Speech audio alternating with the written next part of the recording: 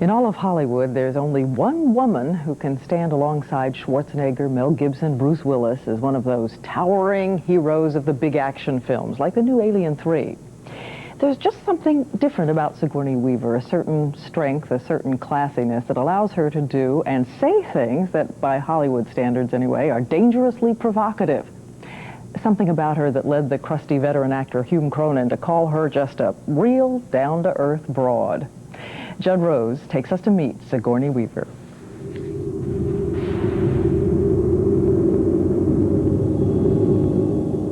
She's bad. She's bold.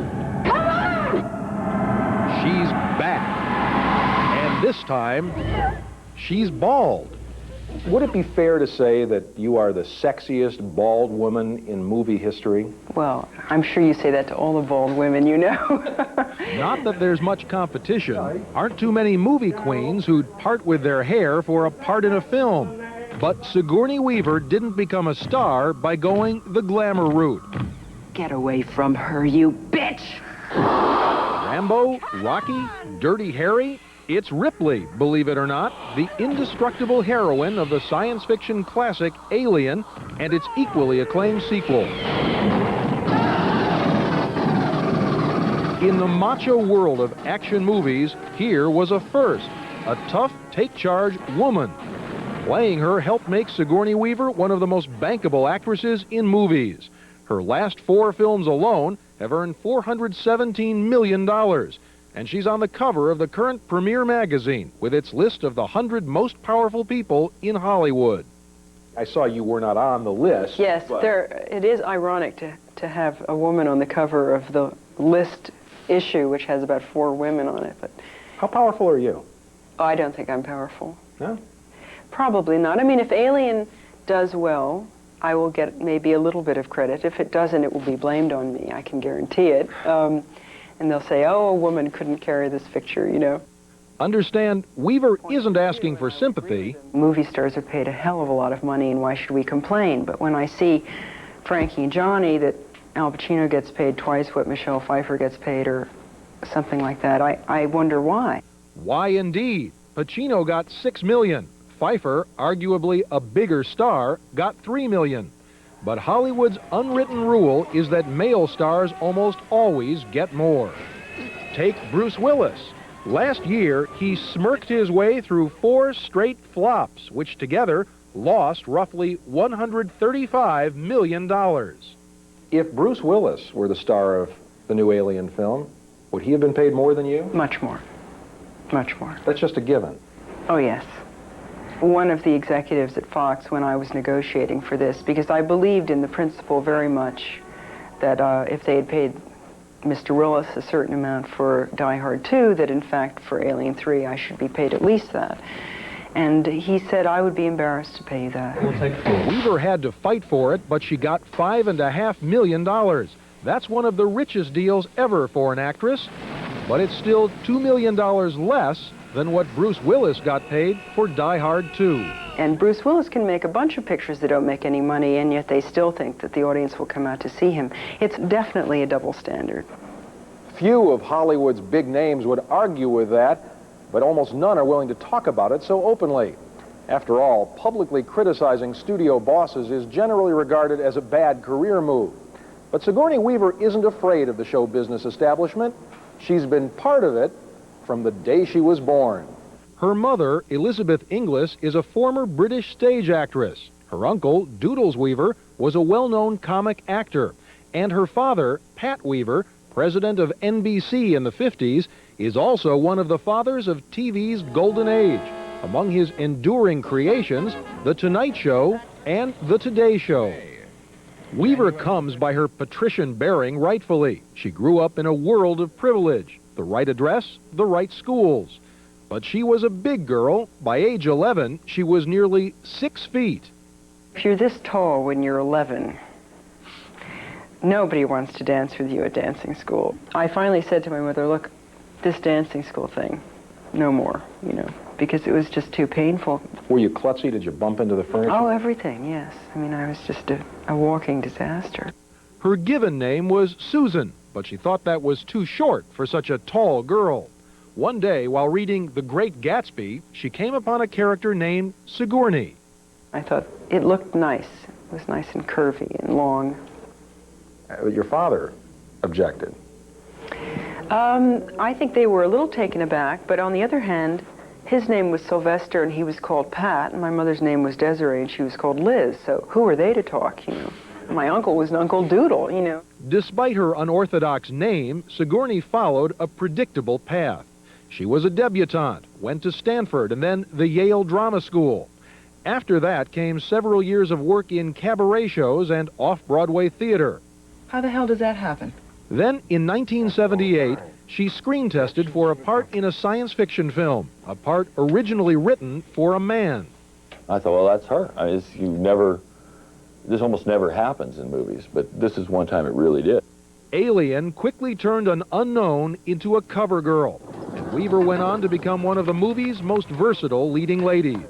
Along with her glamorous looks, she had a wide range, from steely to steamy to downright silly. Are we still going out? Do you want this body? Is this a trick question? Take me now, sub-creature. We never talk anymore. Hit films, rave reviews, 3 Oscar nominations. Weaver quickly became an actress of great stature, in more ways than one. Over 5'11" in bare feet, in heels, she towers over many men, but only one ever complained.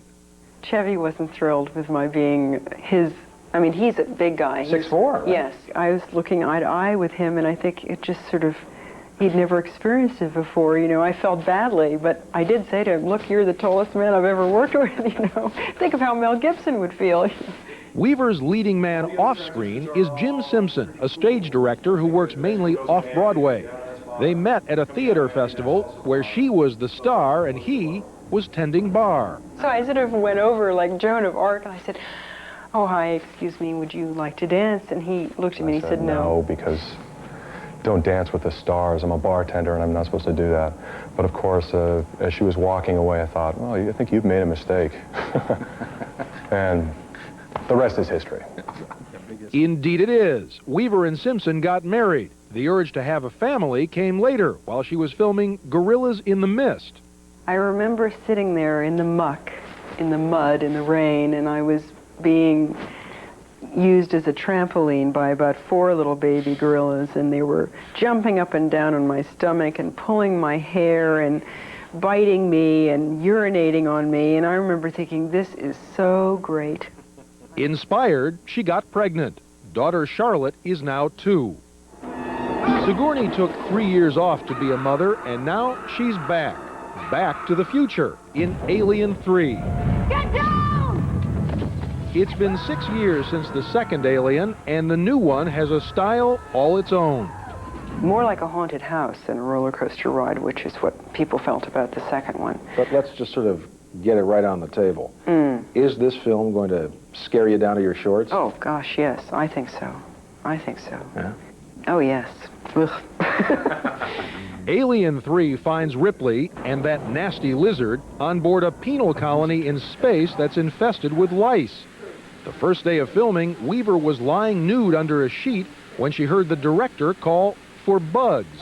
And this guy comes over and he kind of goes like that, and up my nose and into my mouth and in my ears were all these, well, I didn't know what they were. They just felt awful, you know, they're just, ugh. I was like, get the nurse. After all that, the scene was cut from the film, but the unkindest cut was her haircut. In the movie, Ripley's head is shaved to ward off lice.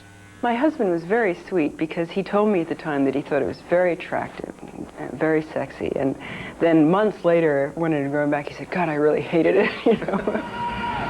A bigger challenge for the filmmakers was raising hair. How do you scare film fans who've made this trip twice before? With a new, improved Alien that can do things like run upside down. It's faster, leaner, and yes, even meaner. Of course, the basic rules haven't changed. Rule 1, never peek in a dark place.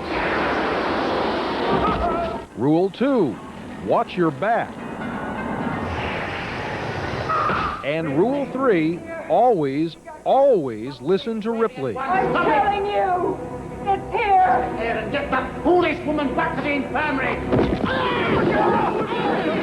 This reptile with a bad attitude is actually a guy in a rubber suit, or more often, a series of intricate models run by wires and pulleys. And that goo? Well, it's the stuff fast food joints use to thicken their milkshakes. So what prompts that look of pure terror?